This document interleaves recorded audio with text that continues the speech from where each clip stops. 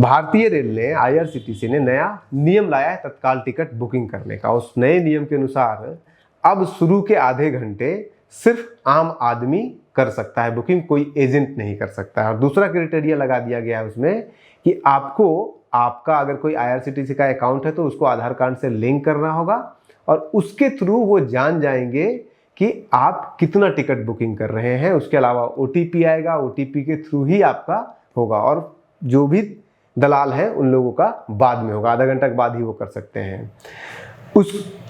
इस पूरे कंट्रोवर्सी को लेकर के किस तरह से दलाल कितना उन्होंने अपना पैठ बना रखा है आईआरसीटीसी के दलालों ने, टिकट बुकिंग करने वालों ने, इसका जवाब दे रहे हैं राम कृपाल यादव। आज नहीं, आज से 13 साल पहले, साल 2012 में। और उस समय ये कह रहे हैं कि ये दलाल कितने पावरफुल हो गए हैं कि मंत्री का कोटा, किसी का भी कोटा हो, कोई अनुशंसा मंत्रियों का नहीं चलता है। बड़ी मुश्किल से एक आध कोई टिकट हो गया तो हो गया, अदरवाइज इन दलालों का मंत्री से लेकर के जो टिकट काउंटर में बैठ के टिकट काट रहे हैं वहां तक इनका दलाली होता है, वहां तक इनका पहुंच होता है। तो यहां तक आप वो वीडियो खुद ही देख लीजिए। लेकिन सवाल ये उठता है कि ये आधा घंटा वाला जो सिस्टम शुरू हुआ है, क्या इससे वो जो मंत्री कोटा वाला सिस्टम है उस पर कंट्रोल आ पाएगा? आप खुद सुनिए राम कृपाल यादव जी को क्या कुछ कह रहे हैं वो, और बने रहिए न्यूज हंटर के साथ। है वीआईपी कोटा की बात कही जाती है, आप लिखते हैं मिलता है आपको कंफर्मेशन, आपके पास जनता आती है, आप अधिकार आपको मिला हुआ, अनुशंसा कीजिए तो प्राथमिकता मिलेगा। वीआईपी कोटा सब खा जाता है ये रेलवे का कर्मचारी और अधिकारी मिलकर के दलालों के माध्यम से। ये बहुत बुरा हाल है सर। एमपी लोग लिखता, हम लिखते हैं, आता नहीं है, कोई कंफर्मेशन नहीं आता है। सात मिनट हो गया। My last point, please help me sir. Sir ये सर इतना जबरदस्त रिजर्वेशन की बात हो रही है, रिजर्वेशन में इतनी धांधली हो रही है, दलालों का वर्चस्व हो गया है कि आमतौर पर लोग जाएंगे तो वहां आपको टिकट नहीं मिलेगा, दलाल को पकड़िए सब कुछ हो जाएगा।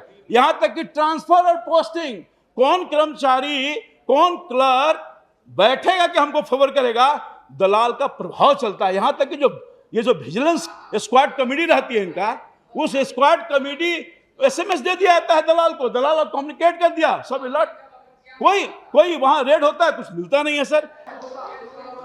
ये आप सदन सहमति देगा सर? तो क्या हो रहा है ये सर? माननीय मंत्री जी, आपसे ये उम्मीद नहीं की जा रही है, इतना बड़ा धांधली को रोकने का काम कीजिए। मैं सांसद की अनुशंसा खत्म कर दीजिए। ये दलालों का वर्चस्व सर, ये इस करप्शन को दूर नहीं आप करेंगे तो कौन? आप यंग हैं, एनर्जेटिक हैं, कुछ करने की तमन्ना है, कुछ करिए, देश को बचाइए। रेल तो लाइफलाइन है, रेल के बगैर कुछ नहीं है। इसलिए मैं समझता हूं कि निश्चित तौर पर एक नए जोश के साथ भूपेंद्र यादव वचनबद्धता है। आप इन चीजों पर गौर फरमाइए। बहुत बहुत धन्यवाद, शुक्रिया भूपेंद्र यादव, थैंक यू। इसके ऊपर जो दलाल किस तरह से करते हैं, टिकट का पूरा मैनेजमेंट करते हैं, कैसे दलाली करते हैं, इसके ऊपर हमने एक अलग से एक और वीडियो पिछले साल छठ के दौरान बनाया था। वो वीडियो पूरा डिटेल दिया हुआ है, टेक्निकली कैसे कैसे क्या क्या कुछ होता है। तो आप बने रहिए न्यूज हंटर के साथ। और उसमें पूरा धांधली होता है, कैसे करोड़ों का जो है वो स्कैम हुआ है इस कोटे के कारण। और उसमें हम उस वीडियो में हमने पूरा केस बताया, एक केस बताया है, कब कौन अरेस्ट हुआ, कितने करोड़ का जो है डील हुआ था, कितने करोड़ का। तो अगर उसको आप डिटेल में जानना चाहते हैं तो उनसे टिकट आसानी से हो जाता है। उसके 3-4 कारण हैं। पहला, उनके पास हाई स्पीड इंटरनेट होता है। तो एक तो एजेंट इस तरह के होते हैं, एक तो सर्टिफाइड एजेंट होते हैं जो रेलवे के द्वारा आइडेंटिफाई किए होते हैं। और आईआरसीटीसी की वेबसाइट पे जाइएगा तो वहाँ पे आपको लिस्ट दिया हुआ रहेगा कि पूरे हिंदुस्तान में कौन कौन से एजेंट जो हैं वो सर्टिफाइड हैं आईआरसीटीसी के द्वारा। हालांकि ज़्यादातर लोग आईआरसीटीसी के द्वारा नॉन सर्टिफाइड, यानी कि जिसको आईआरसीटीसी सर्टिफाइड नहीं करता है, उनसे ले लेते हैं टिकट, और वहीं पे घोल होता है। दूसरा उनके पास उपाय ये होता है कि वो जो वीवीआईपी, कुछ एजेंट जो इलीगल काम करते हैं, वो वीवीआईपी का जो कोटा दिया हुआ होता है, चाहे फिर आप रेलवे में ऑफिसर हैं या सांसद हैं, या इस तरह से जुगाड़ लगा करके लगवा लेते हैं। तीसरा होता है कि विंडो से जब टिकट बनता है तो वहाँ पे अपना जुगाड़ लगा लेते हैं जो टिकट काटने वाले होते हैं। इस तरह के 3-4 जो कि लीगल उपाय है। प्रॉब्लम सबसे ज़्यादा तब आती है जब टिकट एजेंट इलीगल तरीके से आपको बना के देता है। और वो इलीगल तरीका भी एक नहीं है, बहुत सारे तरीके हैं। जैसे एग्जाम्पल के तौर पर बहुत सारे ऐप हैं जिन ऐपों का इस्तेमाल करके वो लोग टिकट बनाते हैं, और वो सारे ऐप बैन हैं, वो सारे ऐप इलीगल है, गैरकानूनी है उन ऐप का इस्तेमाल करना। जैसे कि एग्जाम्पल के तौर पर नेक्सस ऐप का नाम है, बिगनेस एक ऐप है, सिक्का, V2, AMNS, रेड मिर्ची, NGET, ऑरेंज, आईबॉल, क्रोम, ये सब उस सॉफ्टवेयर के नाम है जिसका इस्तेमाल ये लोग करते हैं। कुछ फ्री होते हैं, ज़्यादातर पेड होते हैं। तो आपने ऐप डाउनलोड किया, 500 रुपये महीना या 1000 रुपये महीना या 500 रुपये हफ्ता, जो भी अलग अलग का अलग अलग रेट होता है, आपने लिया। और इन ऐप से होता ये है कि इन ऐपों में पहले ही सारा इन्फॉर्मेशन ये टाइप करके रखते हैं।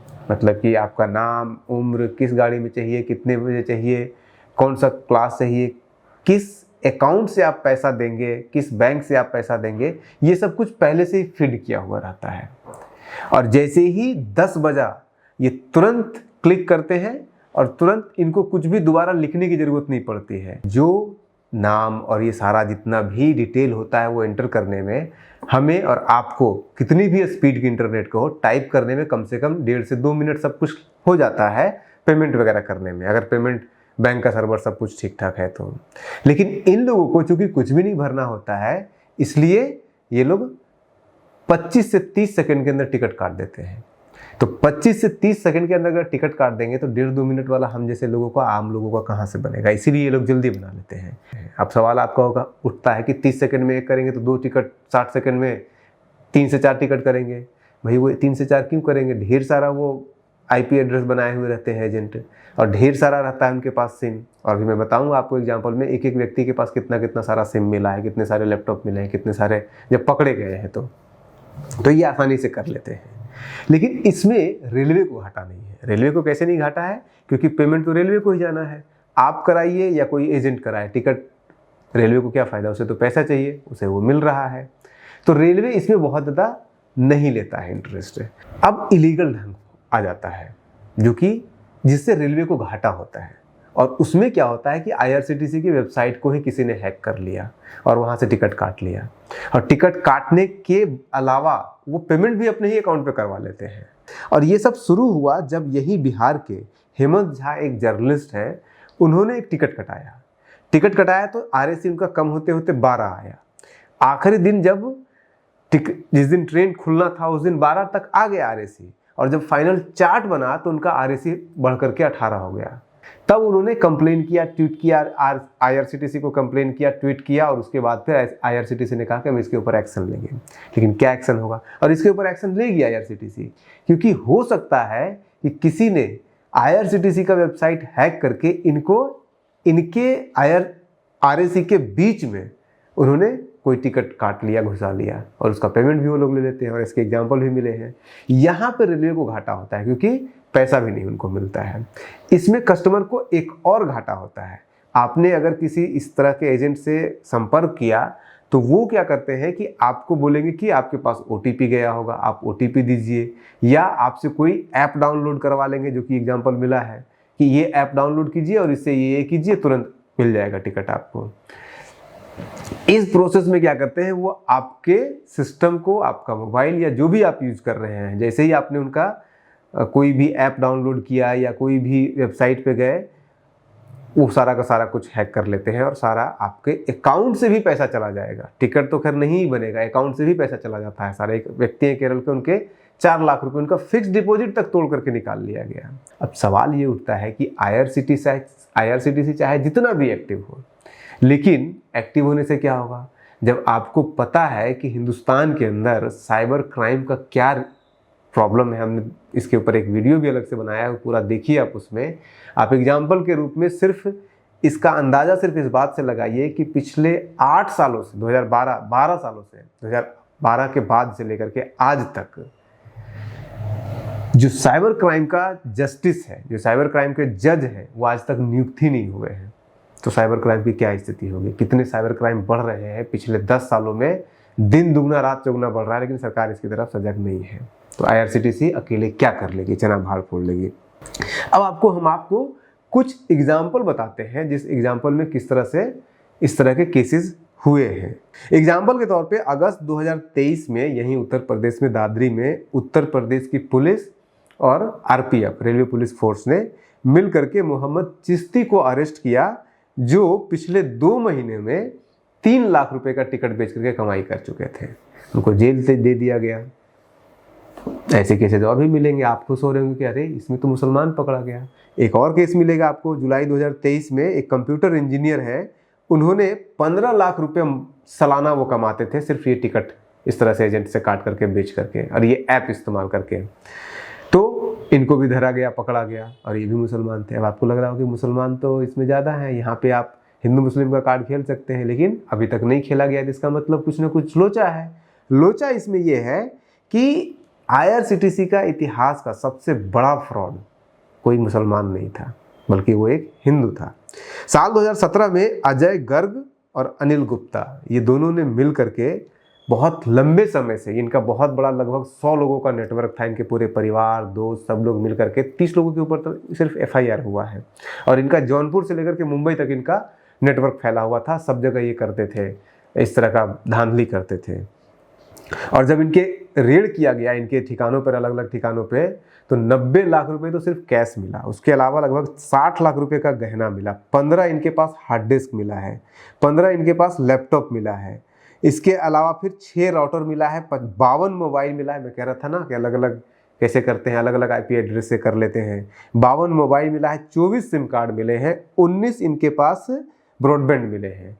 तो इतना एक्सटेंसिव ये लोग रख रहे हैं, कर रहे हैं, तो क्या कोई रोकेगा। जैसे IRCTC है, वो आपके IP एड्रेस को ब्लॉक करती है, ऐसे ऐप को ब्लॉक करती है, लेकिन एक ऐप को ब्लॉक कीजिएगा दूसरा ऐप बना लेगा। ऐप बनाने में लगता है इन लोगों को, कंप्यूटर इंजन को, कितना ही ज़्यादा।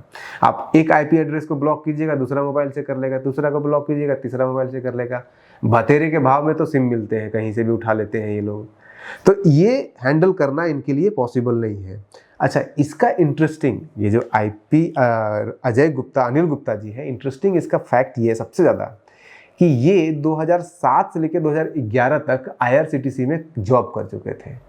तो जब जॉब IRCTC में कर चुके हैं तो इनको IRCTC के लूपहोल्स के बारे में सब कुछ पता है। ये वेबसाइट को ही हैक करके सारा, जो कि हेमंत झा के केस में, हिमांशु झा के केस में हुआ होगा, किसी ने हैक करके इनके बीच में टिकट डाल दिया होगा। सबसे इंटरेस्टिंग है, जब ये 11 के बाद ये CBI में चले जाते हैं, CBI में नौकरी कर रहे होते हैं, उसके बाद ये काम कर रहे होते हैं। जल्दी पैसे कमाने की भूख इतनी ज़्यादा हो सकती है कि इन्होंने पूरा परिवार को इन्वॉल्व कर लिया, पूरे दोस्ती यारी सबको इन्वॉल्व कर लिया और जम करके इसमें पैसा कमाया, करोड़ों के करोड़ों छाप दिया इन्होंने। ऐसे ही एक केस और हुआ जो मैं आपको बता रहा था, केरल में एक बुजुर्ग थे, सीनियर सिटीजन थे, उनको किसी ने कांटेक्ट किया टिकट के लिए, उन्होंने कुछ ऐप डाउनलोड किया, सारा कुछ उनका इन्फॉर्मेशन चला गया, उनका फिक्स डिपॉजिट तक खत्म हो गया, 4 लाख रुपए उनके हो गए। और इसने किया था क्या, IRCTC से मिलता जुलता एक वेबसाइट बना लिया था और उसके थ्रू ये कर रहा था। इसी तरह से अगस्त अभी 2004 में 4.5 करोड़ का IRCTC का फ्रॉड हुआ है। और कहाँ हुआ है, गुजरात में हुआ है। वहाँ पे एक कंपनी है ट्रैवल एजेंट का, ये ट्रैवल एजेंट कंपनियां भी ये सब काम कर रही है, बड़ी बड़ी ट्रैवल एजेंट कंपनी। एक ट्रैवल एजेंट कंपनी है एकता ट्रैवल, जिसका 10 करोड़ का टर्नओवर है एनुअल, और उसने ऐसा काम किया है और इसमें लगभग 4.5 करोड़ का फ्रॉड उसने किया है पूरे साल में। 10 करोड़ का टर्नओवर है और 4.5 करोड़ उसका फ्रॉड से आ रहा है। तो ऐसे आपको बहुत सारे एग्जाम्पल मिल जाएंगे। इनके ट्रैप में मत फंसिए, आप बने रहिए न्यूज़ हंटर के साथ।